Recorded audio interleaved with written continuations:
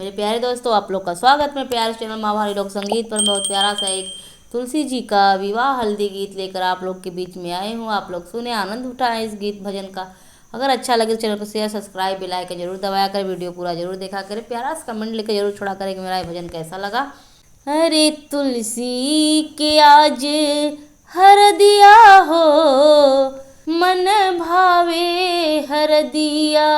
अरे तुलसी के आज हर दिया हो, हर दिया मनवा भावे सखी। तुलसी के आज हर दिया हो, हर दिया मनवा भावे सखी। मनवा भावे सखी, मनवा भावे सखी। अरे तुलसी के आज हर दिया हो, हर दिया मनवा भावे सखी। सब कोई गावेला गीतिया भजनिया, सब कोई गावेला गीतिया भजनिया। अरे हम त नाची अंगनवा हो, मन भावे हर दिया। हम त नाची अंगनवा हो, मन भावे हर दिया। अरे तुलसी की आज हर दिया हो, हर दिया मनवा भावे सखी। अरे ब्रह्मा लगावे ला पहली हर दिया, ब्रह्मा लगावे ला पहली हर दिया।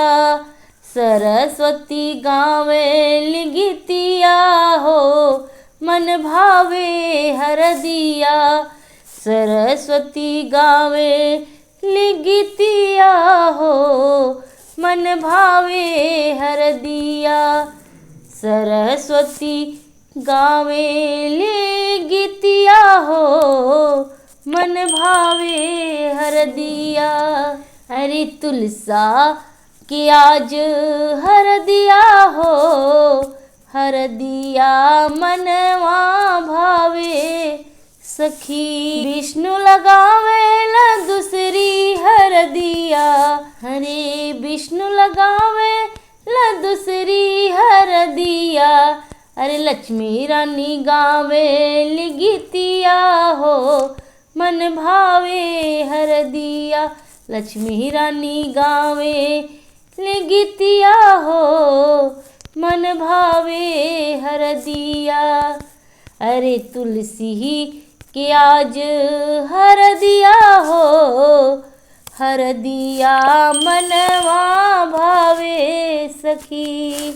भोले लगावे ला तीसरी हर दिया, गौरा रानी गावे गीतिया हो, मन भावे हर दिया। गौरा रानी गावे गीतिया हो, मन भावे हर दिया। अरे तुलसी के आज हर दिया हो, हर दिया मनवा भावे सखी। राम लगावे ला चौथी हर दिया, राम लगावे ला चौथी हर दिया। सीता रानी गावे गीतिया हो, मन भावे हर दिया।